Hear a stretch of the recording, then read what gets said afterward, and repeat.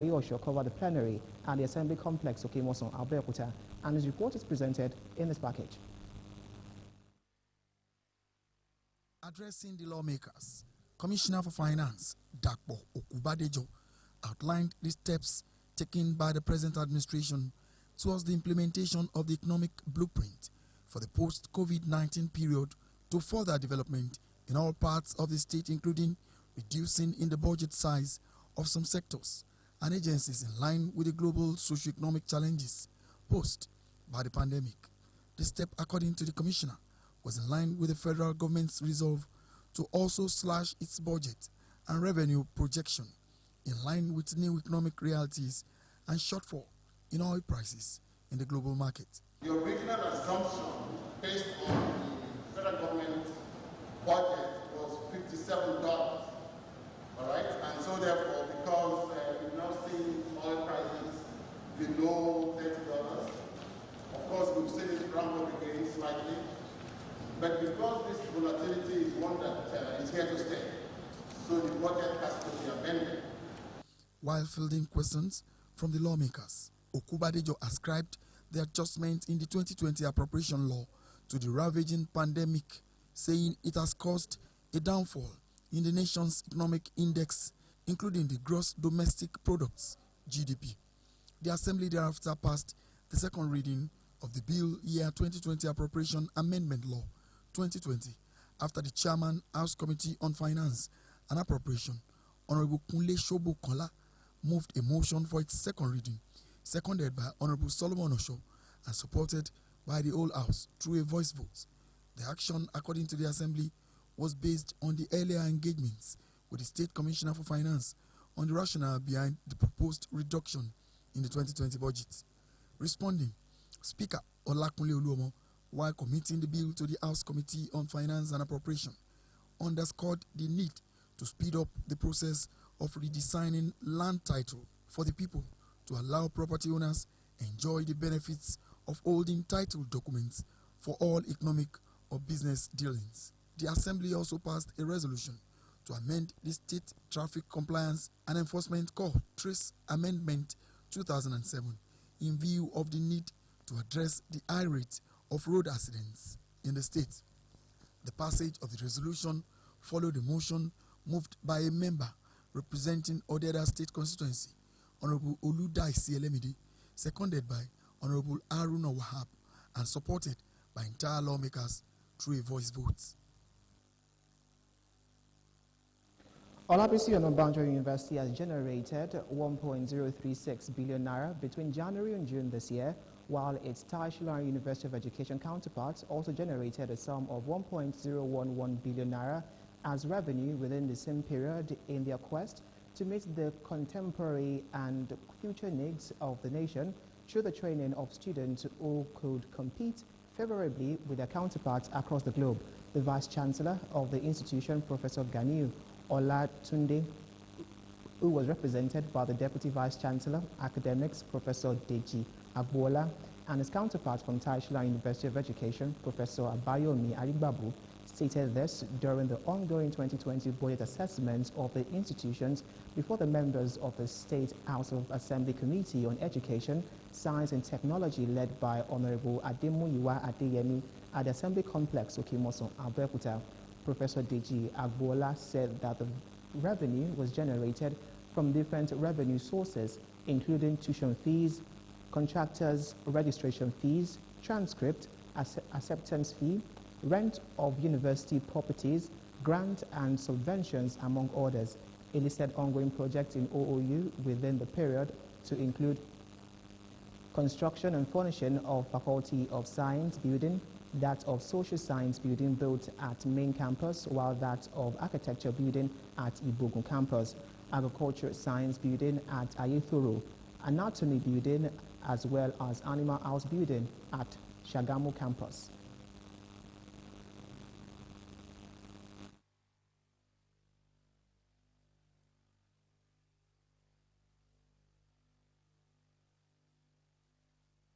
For the current expenditure, what actually approved for us as well is the 4.2 billion naira. out of which 1.9 billion has been spending. And then the overhead, which is 580, which already spent 170 out of it. So the budget performance for that recurrent expenditure is 23.84%. The Vice Chancellor of TASUD stated that the institution got 277.8 million naira from internally generated revenue and 733.2 million naira from grants and aids from the state government and TET Fund, with a total of 346.4 million naira expended on capital projects on the school campus. The construction include a University Health Center extension, College of Vocational and Technical Education building, postgraduate school building, smart classroom building, home economics laboratory, College of Science and Information Technology laboratory, amongst others. And as at 30th June 2020, we have 192,254,547.51, which is 8.33%. For transcripts, certificates, and final clearance, we have 285,125,000. Other tertiary institutions that had their 2020 budgets appraised by the lawmakers are Gateway ICT Polytechnic, Shapadi, Abraham Adesoyan Polytechnic, Ijebu-Igbo, and College of Health Technology, Ilese. The federal government has given an order for schools across the country to resume for academic activities as from August the 4th. In the special report, Matthew Showmi takes a look at the level of preparedness of schools to resume, with students in final class to resume first. His report. The outbreak of COVID-19 pandemic and the prevention of spread among students were the reasons for the closure of schools across the country. Having considered the implications of the continuous lockdown of schools on the education sector and the development of children, the federal government has now decided to reopen schools with students in final classes. This has been met with mixed reactions from the people, as some believe the nation needs to strike a balance between safeguarding public health and protecting the education sector. We cannot keep our schools closed forever, or because we have found ourselves in the pandemic situation. I also feel it is a welcome development from the federal government, why it also calls for every stakeholder to do the needful by putting in necessary measures. I think we are all ready. Schools should resume for exit students, for them to just write the exam and get done with it. Of course, anybody who is into education, the onus lies on them to have prepared for this resumption. The protocol has been rolled out for over a month ago. The students might be happy. So the question is that all these schools, I mean the private school and the secondary schools and the public school, are they ready to help the federal government on this resumption? Are they ready to curb this pandemic, the ongoing, by providing all the required amenities? They speak on what should be put in place to allow for safe reopening of schools. These schools, both public and private schools, they need their support. All these hand wash, sanitizers, electronic thermometers, the schools need support to get all these things. Once they have all this support, I'm sure they are ready to receive their students. We may feel it is not too safe for us to reopen schools, but yet we need more education. We need to continue our life. I feel COVID-19 has come to stay from the look of things. It is just for every one of us to follow the guidelines. This will mark another approach in the battle against COVID-19. Matthew Showmi, OGTV News. The federal government has declared Thursday, July the 30th and Friday, July the 31st, 2020 as public holidays to mark this year's Eid al-Kabir celebration. This was contained in a statement on Tuesday signed by the Permanent Secretary, Federal Ministry of Interior, Georgina Irua. The statement was titled, Federal Government declares 30 and 31st of July 2020 public holidays to mark Eid al-Kabir celebration.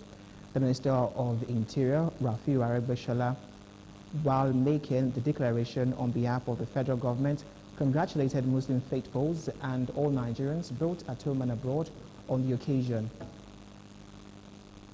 On the foreign scene, Hong Kong hospital system could face collapse as it grapples with a sharp rise in coronavirus cases. The city's leader, Carrie Lam, has warned. She said the city was on the verge of a large-scale community outbreak, urging people to stay indoors.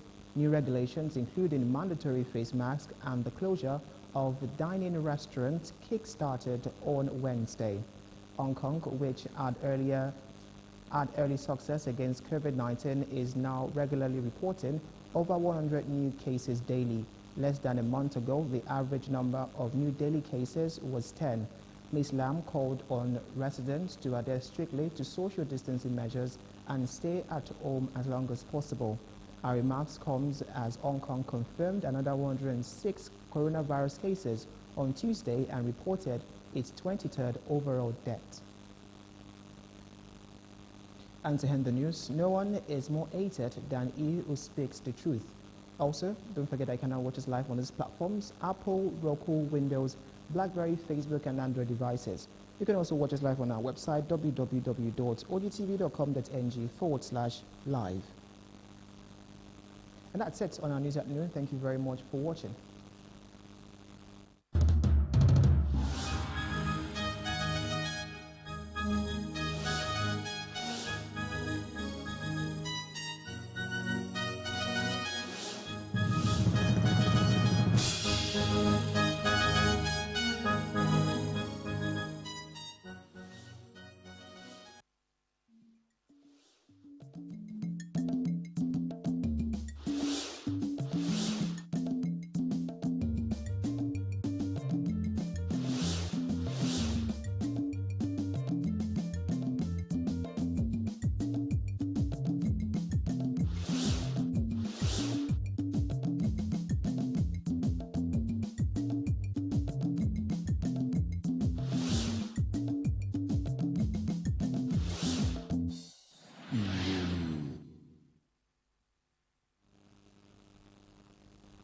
ẹ káàsán ìròyìn la mú wá fún yín láti iléeṣẹ́ tẹlifíṣàn ìpínlẹ̀ Ògùn OGTV tó kalẹ̀ sílùú Abẹ́òkúta.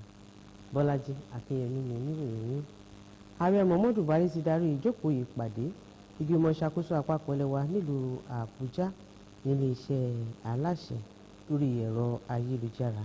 Ìpàdé náà tó bẹ̀rẹ̀ láago 10 òwúrọ̀ pẹ̀lú kíkọ orin ògo àpapọ̀ ilẹ̀ wa tí wọ́n sì dákẹ́ ìṣẹ́jú kan láti bọlá fún bàbá gómìnà ìpínlẹ̀ Kwara Abdulganiu Abdulrazak tó jẹ́ alákòóso láyé ọjọ́ àná.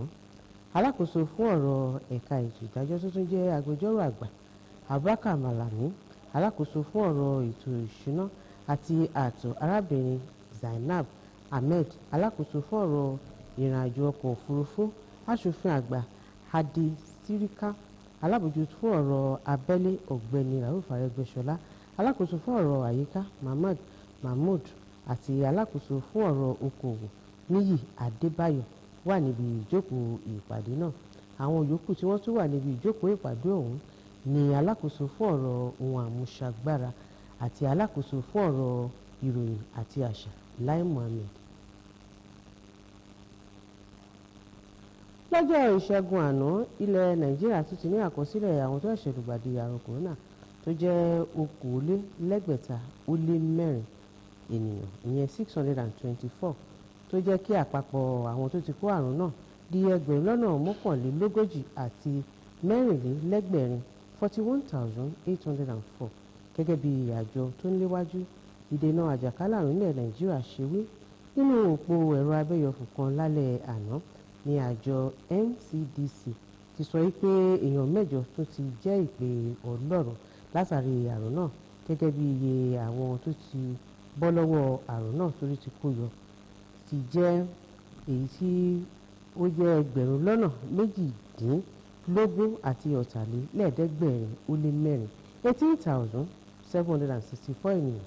Ìpínlẹ̀ Èkó, níbi tí àrùn náà ti ń fojú hàn jùlọ, ní 212 tó ẹ̀ṣẹ̀ kó àrùn náà nígbà tí Ọ̀yọ́ ní mọ́kàndínláàádọ́rin. Àwọn ìpínlẹ̀ yòókù ní Niger mọ́kàndínláàádọ́ta, Kano mẹ́tàdínlógójì, Ọ̀ṣun mẹ́tàdínlógójì, olúìlú ilẹ̀ wa márùndínlógójì, Plateau mẹ́rìnlélọ́gbọ̀n, Gombe mẹ́tàlélógún, Edo méjìdínlọ́gbọ̀n, Enugu méjìdínlọ́gbọ̀n, Ebonyi mẹ́tàdínlógún, Delta mẹ́wàá, Katsina mẹ́sàn-án, Ògùn mẹ́jọ, Rivers méje, Ondo márùn-ún, Kaduna mẹ́rin àti Nasarawa tó jẹ́ méjì. Ilé ìgbìmọ̀ aṣòfin ìpínlẹ̀ Ògùn ti gbàlejò alábòójútó fún ọ̀rọ̀ ètò ìṣúná Ọ̀gbẹ́ni Dàpọ̀ Ògúnbádéjọ nígbàradì dídá ọ̀rọ̀ ìfọwọ́sí ìfàsẹ́yìn ìlànà ètò ìṣúná ọdún 2020 rò, èyí tí ẹ̀dínkù débá láti bílíọ̀nù 450 náírà di bílíọ̀nù lọ́nà 400 náírà tó já sí ìdá 38 nínú ọgọ́rùn-ún. Ìfàsẹ́yìn tí gómìnà ìpínlẹ̀ Ògùn Ọmọọba Dàpọ̀ Abíọ́dún fi ránṣẹ́ láìpẹ́ yìí. Ilé ìgbìmọ̀ aṣòfin náà tún fọwọ́ sí ìpinnu kan láti ṣe àtúntò àjọ tó mójútó òfin ìrìnnà ní ìpínlẹ̀ Ògùn tọdún 2007 yẹn trace láti rí sí ọ̀rọ̀ bí ìṣẹ̀lẹ̀ ìjàmbá ọkọ̀ ṣe ń pọ̀ ní ìpínlẹ̀ Ògùn. Akọ̀ròyìn wa Kọ́láwọlé Ọ̀ṣọ́ wà níbi ìjókòó ìpàdé náà tó wáyé ní ìgbìmọ̀ aṣòfin ìpínlẹ̀ Ògùn nílùú Abẹ́òkúta. Àbọ̀ tó ń bọ̀ lẹ́kùnrẹ́rẹ́ ẹgbọ̀n. Nígbà tó ń bá àwọn ọmọ ilé-ìgbìmọ̀ aṣòfin náà sọ̀rọ̀, alábòójútó fún ọ̀rọ̀ ètò ìṣúná Dàpọ̀ Ògúnbádéjọ ṣàlàyé àwọn ìgbésẹ̀ tí ìgbìmọ̀ ìṣàkóso tó wà lórí àlééfà lọ́wọ́lọ́wọ́ báyìí gbé láti ṣe àmúṣe àgbéǹde ètò ọrọ̀ ajé lẹ́yìn àsìkò àrùn kòrónà fún ìtẹ̀síwájú ìdàgbàsókè ní gbogbo ẹ̀ka ìpínlẹ̀ yìí tó fi mọ́ ìdínkù iye ìlànà ètò ìṣúná lára àwọn ẹ̀ka àti àwọn àjọ ìjọba níbàámu pẹ̀lú àwọn ìpèníjà ètò ohun amúlùdùn ètò ọrọ̀ ajé tí àjàkálẹ̀ àrùn náà fà. Ìgbésẹ̀ náà gẹ́gẹ́ bí alábòójútó náà ṣe wí ló wà níbàámu pẹ̀lú ti ìpinnu ìjọba àpapọ̀ ilẹ̀ wa láti gé ìlànà ètò ìṣúná rẹ̀ àti ìpawówọlé níbàámu pẹ̀lú ètò ọrọ̀ ajé tó fojú hàn àti ìfàsẹ́yìn tó bá iye owó epo rọ̀bì lọ́jà àgbáyé. Nígbà tó ń dáhùn àwọn ìbéèrè àwọn ọmọ ilé-ìgbìmọ̀ aṣòfin náà, ó ṣe àpèjúwe òdiwọ̀n òfin ìlànà ètò ìṣúná ọdún 2020 gẹ́gẹ́ bí ohun tó ba nǹkan jẹ́ gidi gan. Ó ní ó tún mú ìfàsẹ́yìn bá ètò ọrọ̀ ajé àpapọ̀ ilẹ̀ wa tó fi mọ́ iye ètò ọrọ̀ ajé orílẹ̀-èdè yìí. Lẹ́yìn náà ni ilé-ìgbìmọ̀ aṣòfin náà fọwọ́ sí kíkà lẹ́ẹ̀kejì àbádòfin àtúntò ìlànà ètò ìṣúná ọdún 2020 lẹ́yìn tí alága ìgbìmọ̀ amúṣẹ́ṣe nílé-ìgbìmọ̀ aṣòfin náà lórí ọ̀rọ̀ ètò ìṣúná àti ààtò aṣòfin Ọlákúnlé Ṣóbùkọ́lá dábàá kan fún kíkà lẹ́ẹ̀kejì tí aṣòfin Solomon Ọ̀ṣọ́ sì kejì tí gbogbo ilé sì ṣe àtìlẹ́yìn fún un. Ìgbésẹ̀ náà gẹ́gẹ́ bí ilé-ìgbìmọ̀ aṣòfin náà ṣe wí ló dá lórí ìpàdé tí wọ́n ṣe ṣáájú pẹ̀lú alábòójútó fún ètò ìṣúná lórí àlàyé àbá ẹ̀dínkù ìlànà ètò ìṣúná ọdún 2020. Nínú ọ̀rọ̀ rẹ̀, olùdarí ilé-ìgbìmọ̀ aṣòfin ìpínlẹ̀ Ògùn aṣòfin Ọlákúnlé Olúọmọ nígbà tó ń sọ̀rọ̀ lórí àbádòfin tí ìgbìmọ̀ amúṣẹ́ṣe lórí ọ̀rọ̀ ètò ìṣúná àti ààtò tó fi tẹnu mọ́ ìdí pàtàkì láti túbọ̀ jẹ́ kí ìlànà àtúntò ọrọ̀ ilẹ̀ fún àwọn ènìyàn yá kánkán láti lè jẹ́ kí àwọn tó ní dúkìá gbádùn àǹfààní ìwé ẹ̀rí ilẹ̀ wọn fún gbogbo ètò ọrọ̀ ajé tàbí okòwò.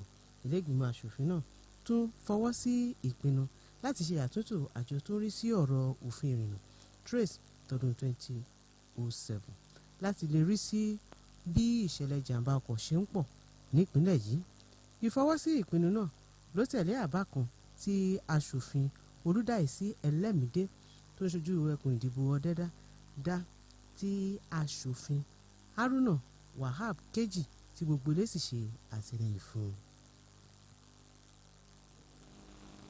Ilé ẹ̀kọ́ ńlá Yunifásítì Ọlábísí Ọ̀nàbànjọ ti pa owó tó lé ní bílíọ̀nù kan náírà 1.03 billion naira láàrin oṣù kínní sí oṣù kẹfà ọdún yìí nígbà tí ti ilé ẹ̀kọ́ ńlá Yunifásítì Ìkọ́ni àgbà ti Táíṣò Láàrin tó pa owó tó lé ní bílíọ̀nù kan náírà 1.011 billion wọlé láàrin àsìkò kan náà nínú ìpòǹgbẹ láti bá ìgbà mu àti fún ìwúlò àpapọ̀ ilẹ̀ wa Nàìjíríà lọ́jọ́ iwájú nípasẹ̀ ìdánilẹ́kọ̀ọ́ fún àwọn akẹ́kọ̀ọ́ tí wọ́n lè figagbága dáradára pẹ̀lú àwọn ẹlẹgbẹ́ wọn láwùjọ àgbáyé.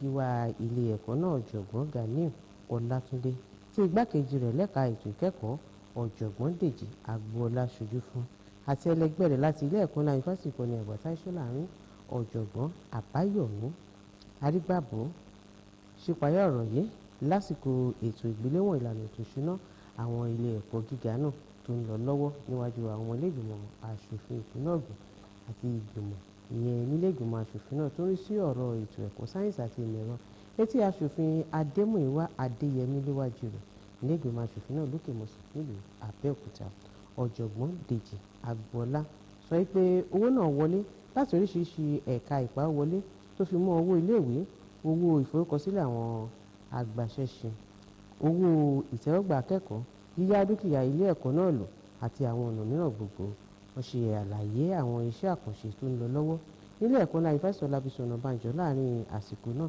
tó fi mọ́ kíkọ́ àti kíkó àwọn ohun èlò sí ibùdó ìmọ̀ sáyẹ́ǹsì lọ́gbà ilé ẹ̀kọ́ ọ̀hún nígbà tí ti ibùdó ìmọ̀ ayàwòrán ilé wà ní ilé ẹ̀kọ́ náà ní Ìbògùn ibùdó ti ìmọ̀ ọ̀gbìn nílànà ìmọ̀ ìjìnlẹ̀ sáyẹ́ǹsì wà ní Ayétòrò ibùdó ìmọ̀ ẹ̀yà ara àti ti ibùdó ilé ẹranko wà ní ọgbà OACHS Ṣàgámù ní tirẹ̀ gíwá ilé ẹ̀kọ́ ńlá Ifásitì ìkọ́ni àgbà ní Táí Ṣọ́lárin ṣe àlàyé wípé ilé ẹ̀kọ́ gíga náà rí owó tó dín díẹ̀ ní ọ̀rìnlérúgba mílíọ̀nù náírà ìyẹn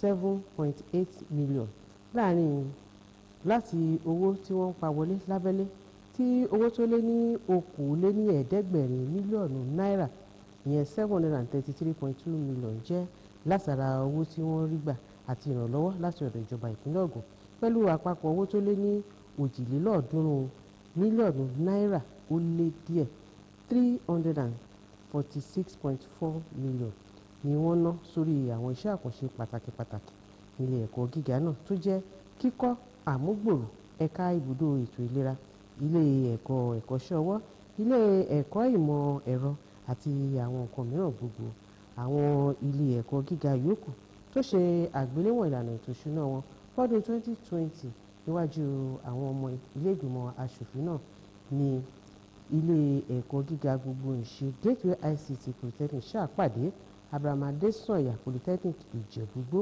àti College of Health Technology tó wà ní Ìlẹ́sẹ̀.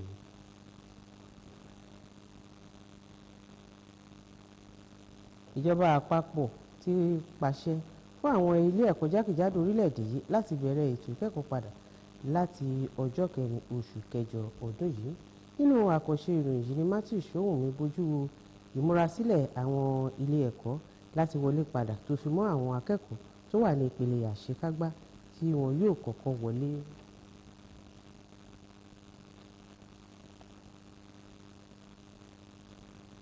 Ẹ̀yin ará, olóòótọ́ kì í lẹ́ni ṣùgbọ́n kò ní kú sípò ìkà. Òtítọ́ ṣe pàtàkì púpọ̀ nínú gbogbo yóò ṣe ṣe. Kò jù báyìí lọ fún tòní wa ti ọ̀sán yìí ó kí wa lẹ́ẹ̀kan sí pé ẹ kú kàlẹ̀.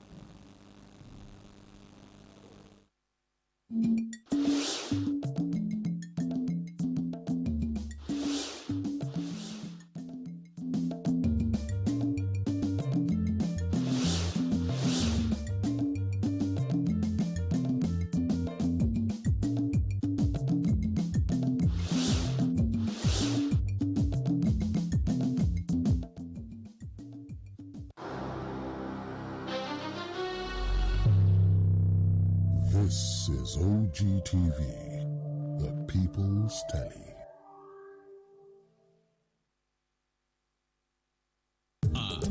Ojúkòrò lè tó tó dòde. Òtù yẹyẹ. Ojúkòrò lè tó tó bòde mu. ìjà kan tí ẹja lọ fà lè lálọ́ mi ó sojú abẹ́rẹ́ ó sojú òkínní ó sojú láfà kálẹ̀ ó tún sojú àgbélẹ̀ yàrá. kìmí kí n gbọ́ pọ̀. tí ọlọ́fà ń lọ sáàfin. kìmí kí n gbọ́ pọ̀. Ọ̀yọ́ lé alùkóso ọlọ́fà. kúkú owó ń bẹ lọ́ọ̀ mi.